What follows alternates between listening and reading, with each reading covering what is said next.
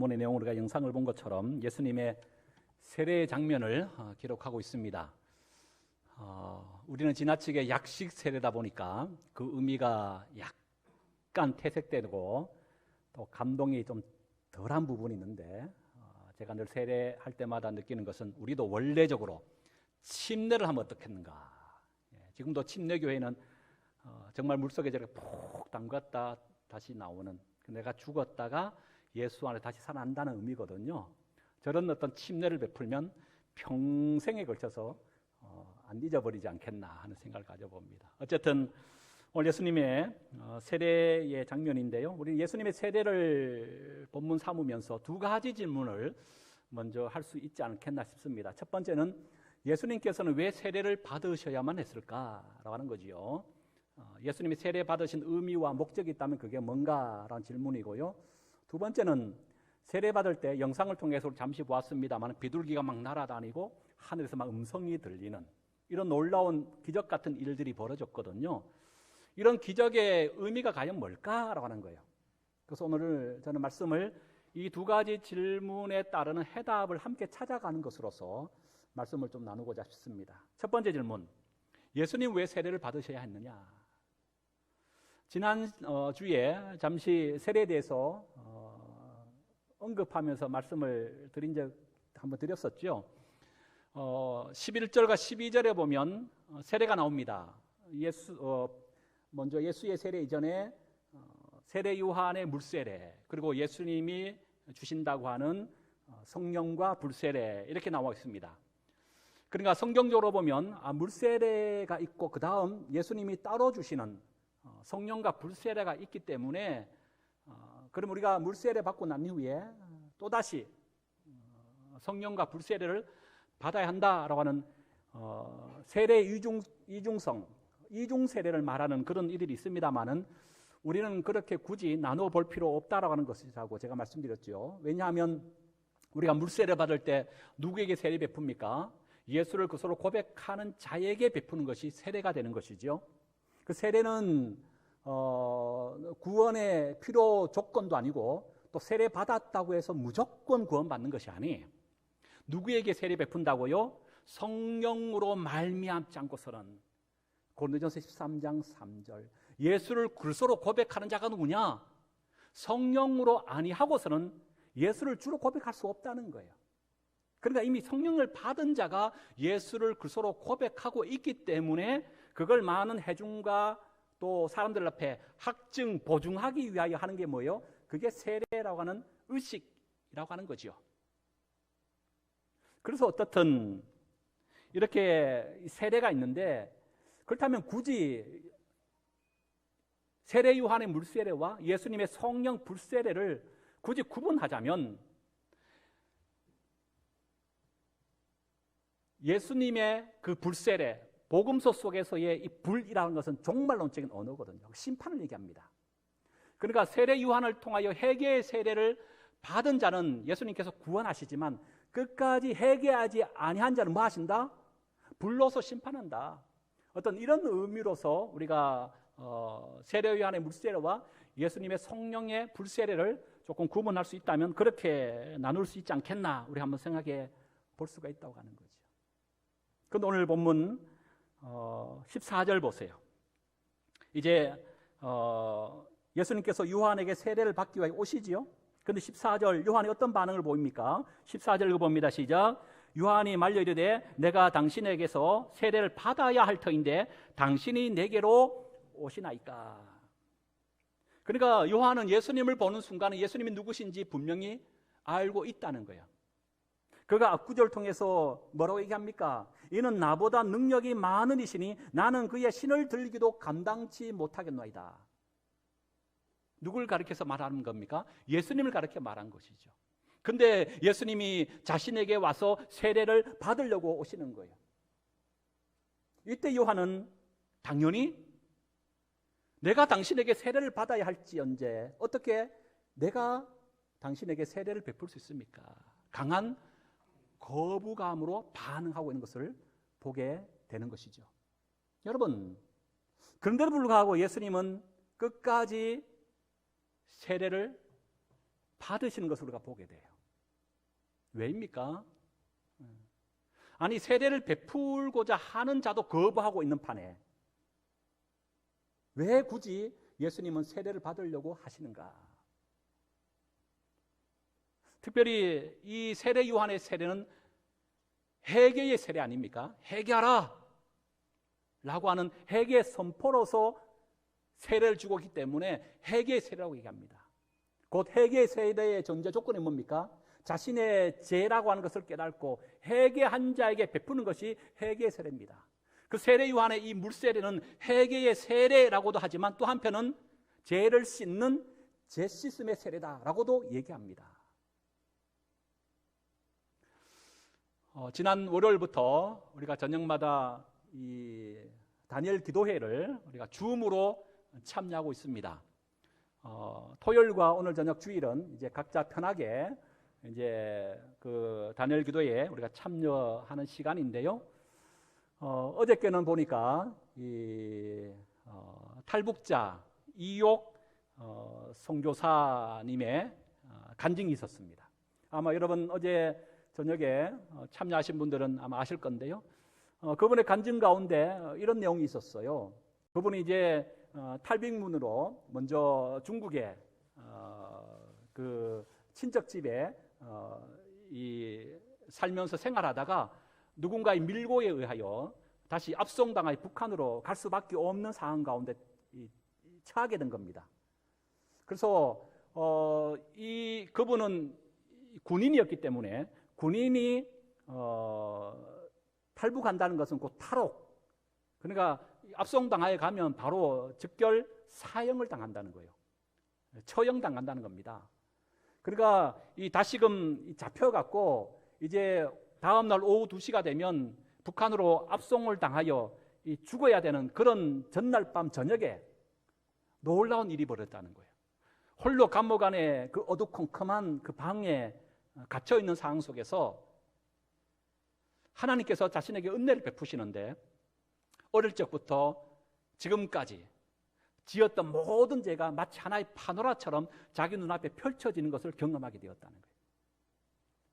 그때 비로소 자신은 내가 죄인이로구나 깊이 깨닫고 외쳤다는 거예요. 하나님, 내가 죄인입니다.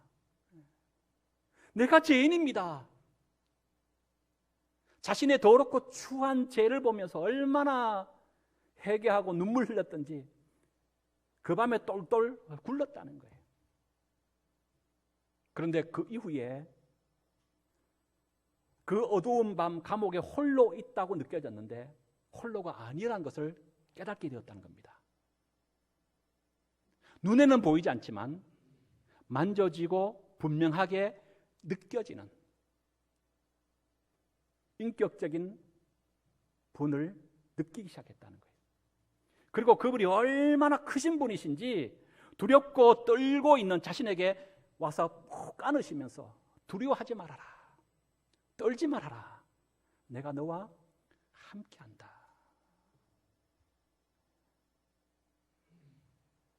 주님, 내가 죄인이로소이다. 하나님, 내가 죄인입니다. 철저한 자신의 죄에 대한 회개에 있고 난 이후에 주님을 그는 만나고 영접했다라고 하는 간증이었습니다. 여러분, 우리가 세례받기 전에 서약을 합니다. 오른손을 들고 제가 묻는 말에 예 믿습니다, 예 서약합니다 라고 대답하시면 됩니다 라고 하면서 서약문을 제가 질문하지요. 그때 첫 번째 질문이 이렇습니다. 여러분은 하나님 앞에 죄인인 줄을 알며 누구인 줄 알고? 내가 죄인인 줄 알고. 서약문의 첫 번째가 이겁니다. 물세례의 전제 조건이 뭐라고요? 내가 죄인이라는 것을 깨닫는 자에게 주는 것이 죄 씻음의 세례가 바로 물세례예요. 여러분은 하나님 앞에 죄인인 줄 알며 그 진노를 면치 못할 줄 알고 오직 그의 크신 자비하심에서 구원 얻는 것 외에 소망이 없는 줄 믿습니까? 이게 첫 번째 질문이. 두 번째 질문이었습니다. 여러분은 그리스도께서 하나님의 아들 되심과 죄인의 구주가 되심을 믿으며 누구의 구주? 죄인의 구주가 되심을 믿으며 복음에서 말하는 바와 같이 구원하실 이는 오직 예수뿐이라고 하는 것을 알고 믿으며 오직 그에게만 의지하기로 서약합니까? 이 세례를 베풀기 직전에 서약의 내용도 그 중심에 뭐가 있습니까? 나는 죄인으로소이다. 나는 죄인으로소이다. 자신이 진정으로 죄라고 하는 것을 깨닫는 자에게 이 죄는 내 힘과 내 노력으로 도저히 해결하거나 감당할 수 없기에 이 죄를 해결해 줄 수 있는 유일한 한 분, 예수 그리스도를 그리하여 믿는 자에게 베푸는 것이 뭐라고요? 그게 바로 세례라고 하는 거예요. 그런데 오늘 예수님이 누구십니까? 세례 요한의 이 세례는 죄를 씻는 물세례입니다. 히브리서 4장 15절에 보니까 모든 일에 우리와 똑같이 시험을 받으신 이로되 죄는 없으시니라. 예수님이 죄가 있다는 겁니까? 없다는 겁니까? 죄가 없으신 분이라는 거예요. 여러분 보세요. 지금 세례를 베풀어야 할 세례 요한마저도 거부하고 죄가 없으신 예수님께서 또한 왜 굳이 이렇게 세례를 받으시려고 하고 있느냐라고 하는 거예요. 그 해답을 우리는 오늘 성경 3장 15절을 통하여 발견할 수 있습니다. 15절 같이 한번 다시 읽어볼까요? 시작. 예수께서 대답하여 이르시되 이제 허락하라. 우리가 이와 같이 하여 모든 의를 이루는 것이 합당하니라 하시니 이에 요한이 허락한지라. 여기 주목할 단어가 한번 따라 하십시다. 모든 의를 이루는 것이 합당하다. 모든 의를 이루는 것이 합당하다. 왜 예수님이 세례를 받으시려고 하느냐? 의 때문에. 의. 모든 의. 그렇다면 여기서 말하는 의가 뭐냐라고 하는 것이죠. 성경을 다시 한번 찾아볼까요? 로마서를 보십시다. 로마서 3장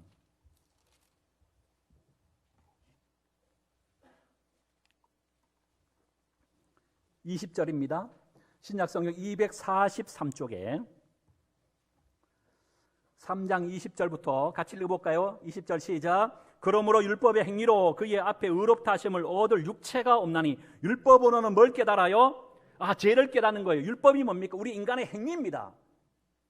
우리의 의로움, 행위로서 우리가 구원함 받을 자가 아무도 없다는 거예요. 그저 율법이 하는 역할은 우리가 죄인으로서이다. 죄를 깨닫게 하는 것에 불과한 거예요. 그래서 21절 보세요. 이제는 율법 외에 하나님께서 뭘 나타내 보여줘요? 다른 한 의를 우리에게 나타내 보여주시는데 그 의는 뭐냐? 율법과 선지자들에게 증거를 이미 받은 것이라고 말해요. 여기서 율법과 선지자들이 누굽니까? 구약을 얘기하고 있어요. 구약의 큰 두 가지 덩어리 그러면 율법서와 서신서를 얘기해요. 모세 오경이라고 하는 토라라는 율법서, 그리고 17권의 예언서와 선지서를 얘기하고 있는 거예요. 그러니까 구약에서 이미 증거하신 그 의되신 분, 하나님의 의이신 그분 누구입니까? 예수 그리스도를 말하는 거예요. 그래서 22절 바로 그렇게 나오잖아요. 22절 있습니다. 시작. 곧 예수 그리스도를 믿음으로 말미암아 모든 믿는 자에게 미치는 하나님의 의 차별 있어요, 없어요? 없는 거예요. 부자에게도 가난한 자에게도 일어선 자에게도 넘어진 자에게도 믿음으로 구원함 받는 것은 차별이 없다는 거예요. 그러면서 23절 모든 사람이 죄를 범하였음에 하나님의 영광에 이르지 못하나니 24절 같이 있습니다. 시작. 그러나 그리스도 예수 안에 있는 속량으로 말미암아 하나님의 은혜로 값없이 의롭다 하심을 우리 모두가 얻은 자 되어졌다. 우리가 의롭게 되어졌다. 예수님이 의로우신 분이신데 예수님과 같이 우리 또한 의롭게 되어졌다는 겁니다. 어떻게 이것이 가능합니까? 우리는 다 이미 죄로 인하여 죽은 오래된 송장이 되었어서 썩은 냄새 펄펄 풍겼던 우리 속에는 가능성이라고는 0.0001%도 없는 완전한 죽음의 상태, 멸망의 상태, 지옥의 형벌 가운데 이미 떨어져 있는 그 상태에 놓여져 있던 자들이라고요. 그런데 예수님처럼 우리 또한 의로운 자가 되어졌다는 거예요. 어떻게 이것이 가능했습니까? 24절에 속량이란 단어 때문에 그래요. 속량, 리뎀션, 구속입니다. 원문적 의미의 뜻은 노예를 내가 돈으로 사서 자유케 만들어주는 것을 말해요. 그게 속량이에요. 여러분, 우리는 예수 믿기 전에 다 어떤 존재였다고요? 사탄의 권세 아래서 죄로 인하여 영원한 심판과 죽음 가운데 있었던 우리들 아니었습니까? 그런데 이런 우리가 예수 그리스도께서 십자가에 대신하여 당신의 피값으로 우리의 죄를 치러주심에, 생명으로 우리의 죄값을 치러주심에 우리가 구원받고 생명받아 오늘 이 자리에 있게 된 줄로 믿습니다. 주님의 그 십자가의 죽음의 사건이 있지 않았다면, 주님의 속량하심이 있지 않았다면, 구속이 없었다면 우리는 여전히 영원한 죽음의 형벌 가운데 벗어날 길이 없는 존재에 불과한 거예요.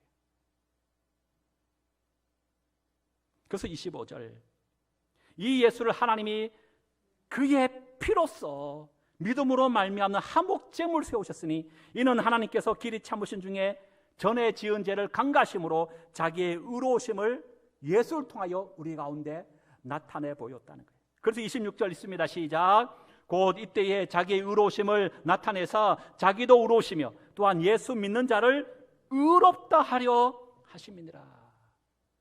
그럼 오늘 본문 다시 돌아오면 모든 의를 이루는 것이 합당하니라. 여기서 말하는 모든 의는 결과적으로 뭘 얘기한다고요? 예수 그리스도를 얘기하는 것이고, 궁극적으로는요, 예수 그리스도의 십자가, 곧 그분의 죽음을 말하고 있다는 거예요. 오늘 마태복음과 병행 구절인 요한복음에 보면 세례를 받으시기 위하여 오신 예수님에 대하여 이렇게 표현합니다. 요한복음 1장 29절, 이튿날 요한이 예수께서 자기에게 나오심을 보고 이르되 보라, 세상 죄를 지고 가는 하나님의 어린 양이로다. 어린 양이라는 거예요. 무슨 얘기입니까? 심판주가 아니라 도리어 심판받는 어린 양으로 예수님을 묘사하고 있다는 거예요. 누가복음 12장 49절에 보니까 내가 불을 땅에 던지러 왔노니 이 불이 이미 붙었으면 내가 무엇을 원하리요? 이 불이 붙었으면, 불은 종말론적인 언어라 그랬잖아요. 마지막 주님의 심판을 말해요. 재림을 말해요. 그런데 아직 종말은 예수님께서 이 땅에 오심이 시작되었지만 완성은 아직 아니라고 말하고 있잖아요. 우리는 그 종말의 완성을 향하여 달려가고 있는 그 어느 한 시점에 살고 있다고요. 그런데 50절에 뭐라 했냐면 나는 받을 세례가 있으니라고 되어 있어요. 예수를 통해 종말이 이미 시작되어졌고 종말의 완성을 향하여 달려가고 있는데 내가 받을 세례가 아직 남아있다는 거예요. 여러분, 이것은 누가복음 12장에 기록하고 있는데요, 12장 2절에 누가복음 3장에 보면 예수님께서 오늘 본문에 동일한 세례 요한에게 세례 베푸는 장면이 앞장에 기록되어 있습니다. 그렇다면 예수님께서 받을 세례가 뭡니까? 이미 물세례는 받았는데 여기서 말하는 세례는 십자가를 얘기하는 거예요. 십자가의 죽으심을 말하고 있다고요. 이것이 더욱 분명한 것은 마가복음 10장 38절 때문이에요. 예수께서 이르시되 너희는 너희가 구하는 것을 알지 못하노도다. 내가 마시는 잔을 너희가 마실 수 있으며 내가 받는 세례를 너희가 받을 수 있느냐. 내가 받을 세례를 너희가 받을 수 있느냐는 거예요. 이때 예수님이 받을 세례가 뭐라고요? 십자가를 말하고 있는 거예요. 여러분, 그래서 우리가 첫 번째 질문, 왜 예수님께서 죄가 없으심에도 불구하고 세례를 받으시려고 하시느냐? 심판주가 아니라 도리어 죄로 인해 하나님의 진노 아래 심판받아 마땅한 우리들을 대신하여 친히 심판받으시기 위해, 우리가 죽어야 할 그 자리에, 우리가 심판받아야 할 바로 그 자리에 예수님께서 대신 십자가에 그 증표로 죄인의 모습을 똑같이 입으시고 이 땅에 오셔서 죄 씻음의 세례를 받으셨다라고 하는 겁니다. 왜요? 오직 우리를 살리고 구원하시기 위해. 리뎀션, 우리를 속량 구속하시기 위하여. 그러게 여러분, 우리가 십자가를 바라볼 때마다 어떤 마음이 생깁니까? 가슴이 뭉클하고 눈시울이 붉어지는 이유가 바로 여기 있는 것 아닙니까? 우리가 잘 알고 있는 찬송가 144장 예수 나를 위하여, 예수 나를 위하여 십자가를 질 때 세상 죄를 지시고 고초당하셨네. 예수여 예수여 나의 죄 위하여 보배 피를 흘리니 죄인 받으소서. 3절 가사가 이렇습니다. 피와 같이 붉은 죄 없는 이가 없네. 십자가의 공로로 눈과 같이 되네. 예수님 예수님 나의 죄 위하여 보배 피를 흘리니 죄인 받으소서. 두 번째, 예수님께 세례를 받으실 때 하늘 문이 열리는 놀라운 기적 역사가 나타났어요. 그 기적이 주는 의미가 뭘까라는 거죠. 16절입니다. 16절 있습니다. 시작. 예수께서 세례를 받으시고 곧 물에서 올라오실새 하늘이 열리고 하나님의 성령이 비둘기같이 내려 자기 위에 임하심을 보시더니 17절 하늘로부터 소리가 있어 말씀하시되 이는 내 사랑하는 아들이요 내 기뻐하는 자라 하시니라. 여러분, 예수님이 세례를 받으실 때에 놀라운 것은요, 삼위일체 하나님이 모두 등장하고 있더라는 거예요. 여러분, 16절과 17절을 통하여 삼위의 하나님이 모두가 함께 등장하고 있음이 보이시나요? 다시 보세요. 그럼 삼위 하나님, 그럼 누구죠? 성부 하나님, 성령 하나님, 성자 하나님이신 예수님을 얘기하죠. 먼저 성부 하나님, 예수님이 세례를 받으시는 장면 속에 성부 하나님이 어떻게 등장하고 계실 것 같아요? 한번 찾아보세요. 하늘로부터 소리가 있어 말씀하시되, 이 소리가 누구의 소리일까요? 성부 하나님의 소리였어요. 이는 내 사랑하는 아들이요 내 기뻐하는 자다. 그럼 성령 하나님은 어떻게 등장하고 계시나요? 16절 중반에 하나님의 성령이 뭐와 같이? 비둘기같이 임하고 계시다는 거예요. 마지막 성자 예수님은 어떻게 지금 등장하고 계시죠? 세례요한에게 세례받고 무트로 올라오시는 분으로. 그러니까 예수님의 세례를 받으시는 이 장면 속에 삼위의 하나님이 모두가 등장하고 있다고요. 여러분, 성경을 읽으면서 이처럼 삼위의 하나님 모두가 한 사건, 한 장소, 한 시간에 똑같이 등장하는 경우가 그리 많지 않습니다. 있었던 적이 있어요. 우리 인간을 만들 때, 최초의 사람인 우리를 만들 때 삼위 하나님이 등장해요. 어떻게 등장하냐면 창세기 1장 26절에 하나님이 이르시되 우리의 형상을 따라 우리의 모양대로 우리가 사람을 만들고 우리 복수 형태. 삼위, 성부 하나님, 성령 하나님, 성자 하나님이신 예수님이 함께 머리를 맞대우면서 빚으셔서 만든 존재가 누구라고요? 그게 사람, 저와 여러분이라고 말하고 있다고요. 그리고 그걸 바라보시고 하나님 뭐라고 말씀하셔요? 심히 좋았더라. 이걸 우리는 제1창조라 말합니다. 그런데 우리가 잘 아는 것처럼 어떻게 되었습니까? 하나님을 배반하고 하나님을 떠나버립니다. 그런데 예수님이 세례를 받으시면서 삼위 하나님이 다시금 등장하고 있습니다. 뭘 말하려고 하는 걸까요?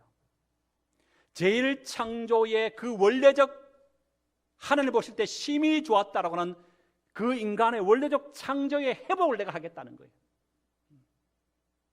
하나님의 형상을 죄로 인해 망실되어 버려졌던 제일 창조에 타락된 인간의 모습을 이제는 원래적 하나님 보시기에 심히 좋았다라고 하는 모습의 그 형상으로 하나님이 회복시켜 주시겠다는 거예요.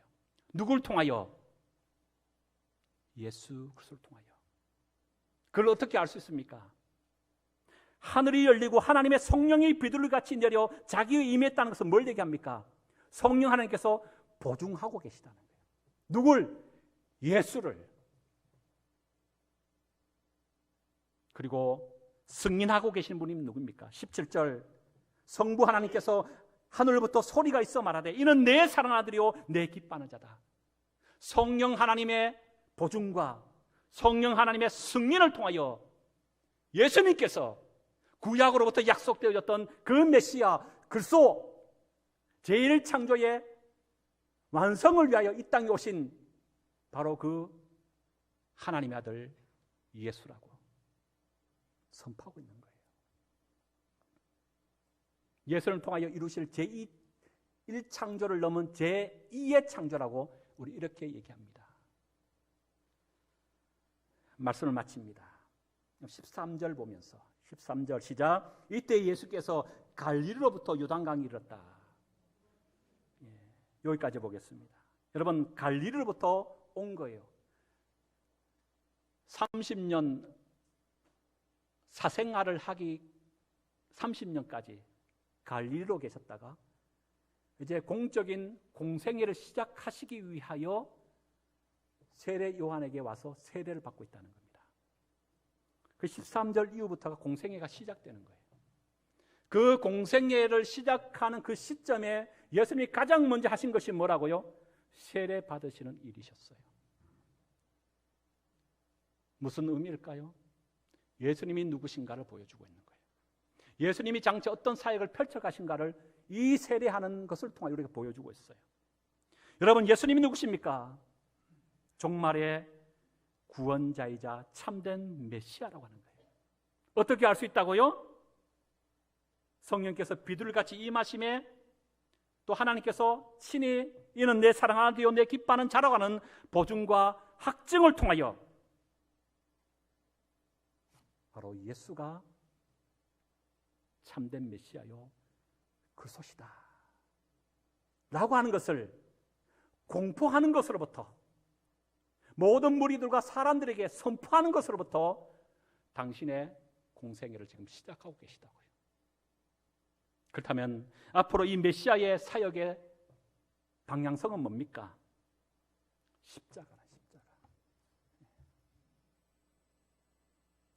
로마 정부를 타도하는 힘과 무력으로 정권을 뒤엎고 국림하고 다스리고 지배하고 빼앗는 제국의 나라가 아니라 도리 한 생명 살리기 위해서 희생하고 낮아지고 포기하고 용서하고 안아주고 그 한 영혼 살리기 위해서 기꺼이 십자가의 고난의 길을 마다하지 않냐고 마지막 그 십자가에서 자기 한 목숨을 불태워 이루고자 하셨던 그 생명 공동체 생명 싸개인 하나의 나라를 만들기 위하여 오셨던 그분이 예수님이시라고 공생애를 시작하면서 세례를 받으심으로 우리에게 그걸 밝히 보여주고 계시다는 거예요. 사랑하는 여러분, 이것이 예수님이셨습니다. 이 예수님 붙들고 힘들고 어려운 상황 속에 살고 있지만 예수님을 의지하며 그분만을 바라보시고 그분께 대한 우리의 신실한 믿음을 영원히 변치 아니하고 그 믿음의 반석 가운데 오늘 또 든든히 서서 승리하고 이기는 복된 믿음의 인생의 삶을 살아가는 소망의 공동체 우리 모두가 될 수 있기를 주의 이름으로 축복합니다.